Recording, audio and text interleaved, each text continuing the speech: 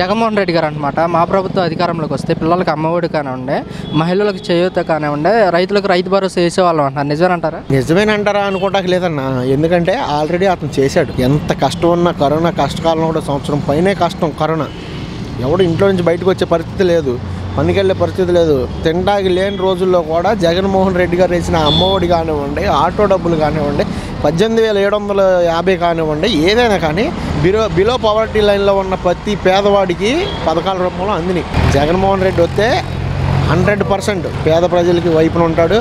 Mass leader Jagan. ఇదేదో మాలలు వేసుకొని సనాతన ధర్మం అంటున్నారు, అది అంటున్నారు, ఇది అంటున్నారు, కులాలని మతాలని ఈ ఉద్దేశాలను రెచ్చగొట్టే విధంగా మాట్లాడుతున్నారు. కానీ దాంట్లో ఏమో నిజం లేదనుకుంటున్నాను. కాదన్న, మరి చెప్పిన పథకాలు అమలు చేయకపోతే మరి ప్రజలకు వ్యతిరేకత వచ్చే అవకాశం ఉంది కదా? ప్రజల్లో వ్యతిరేకత వాళ్ళకు ఉందన్న.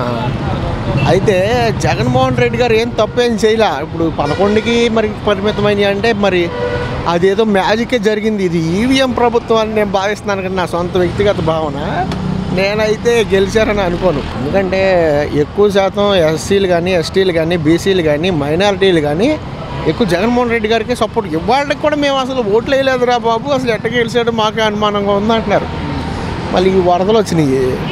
వరదలు వస్తే 360 చిల్లర కోట్లు ఏదో భోజనాలకి ఖర్చు పెట్టామంటున్నారు.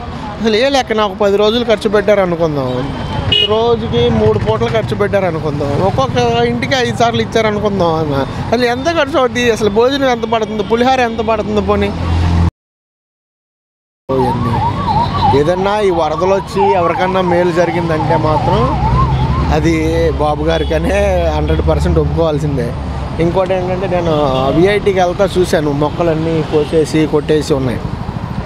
అవన్నీ చేశారు. దానికి 360 కోట్లు అయినాయి అంట. మళ్ళీ మొక్కలు వస్తున్నాయి ఇప్పుడు. అన్నీ నీళ్ళే ఉన్నాయి.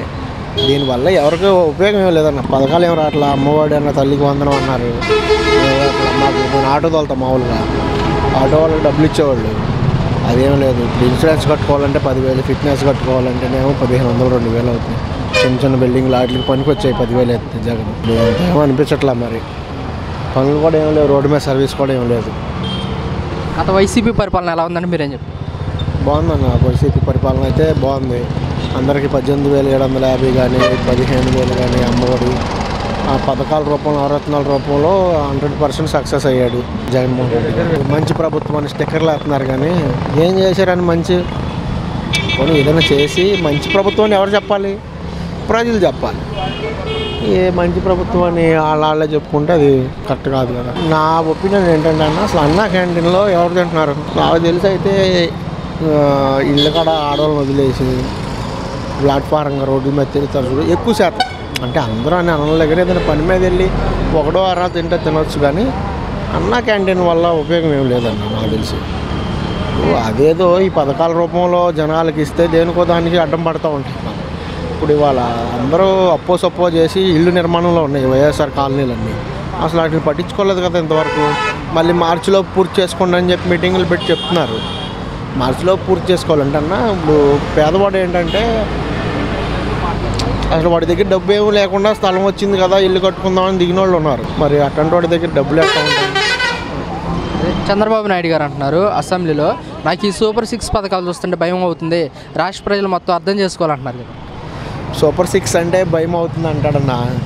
ఇప్పుడు ప్రభుత్వం ముందుకు నడిపే పరిస్థితి లేదంటాడు.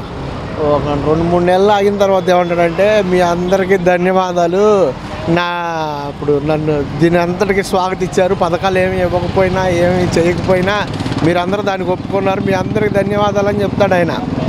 ఇప్పుడు ఆయన అంటేనే అది. వైసీపీ అంటున్నమాట మెజార్టీ లేని స్థానాల్లో కూడా మెజార్టీ వచ్చిందంటే మాకు అనుమానాలు వస్తున్నాయి అంటున్నారు. నిజమేనంటారా? నేను చెప్తున్నా కదన్నా, ఇదంతా ఈవీఎం ట్యాంపరింగ్ అనేది ఎంతో కొంత జరిగిందని నా వ్యక్తిగత అభిప్రాయం. అది వాళ్ళంటే వైసీపీ ప్రభుత్వం మీద వ్యతిరేకత వల్లే మాకు పట్టం కట్టారంటున్నారు. వ్యతిరేకత ఎక్కడుందన్న? ఎవరిలో ఉంది వ్యతిరేకత? ఈ గట్టిగా మాట్లాడుకుంటే వాళ్ళ వర్గమనో వాళ్ళ సామాజిక వర్గమనో ఇట్లా మాట్లాడాలి, కానీ అట్లా మాట్లాడే స్వభావం అయితే అది కాదులే. కానీ పేద ప్రజల్లో అయితే ఏం లేదన్న. జగన్మోహన్ రెడ్డి గారు ఆ పథకాలు ఇచ్చి రాష్ట్రాన్ని అప్పుల పాలు చేశాడు. ఇప్పుడు ఈ పథకాలు ఇవ్వలేమంటున్నారు. ఇప్పుడు మనం ఎక్కిన కాడ నుంచి 1వ తారీఖుకి అంగన్వాడీలు జీతాలు వేశారు ఏకంగానే. ఇది 4వ తారీఖు ఎక్కాడు బాబు, ఇప్పుడు 7వ తారీఖు ఎప్పుడు వేసారు, తర్వాత నెలలో 1వ తారీఖు వేసిన తర్వాత నెల ఇవాళ వరకు అంగన్వాడీలకు జీతాలు లేవు. ఎట్లా ఉంటుంది ఇప్పుడు? ఈయన ఏమన్నా సంపద సృష్టిస్తానంటే ఎక్కడి నుంచి సృష్టిస్తారు సంపద?